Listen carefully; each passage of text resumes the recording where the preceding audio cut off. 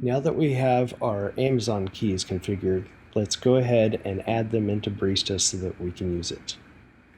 First, we'll click on the configuration gear to open up the configuration menu, and then we're going to take the access key from our downloaded keys,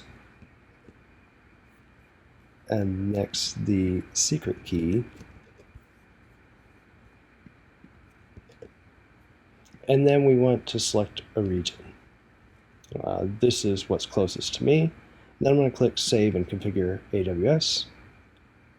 Barista is setting up everything through Amazon, and there we go. Now you may not see a project folder. If you don't, go ahead and hit the plus icon and create a folder.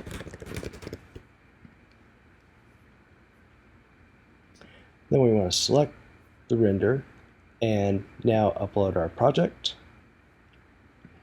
I'm going to upload this test here.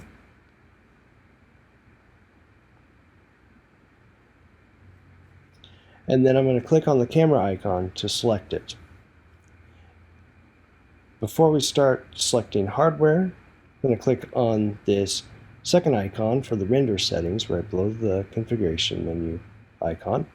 And then I want to make sure to select the correct engine, version of Blender, what render format, and what frames I want to render. In this particular case, I'm just going to render the very first frame. And now I want to I'll just use a test system for now. If this is your first render, which it probably is, I suggest using a test render to make sure that it's working correctly before you put it against something larger. And then we're just going to click Start Render. Now Barista is starting the hardware for us.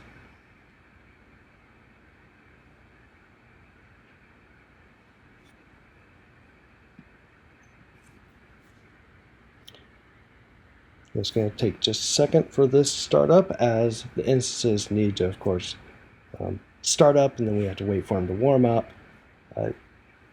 Now that the bottom bar has gone green, we show that the instance is running. Now we just need to wait for the connections to open.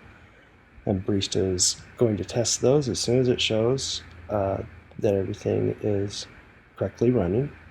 And there we go. Now it's testing the connections. And now it's starting the render.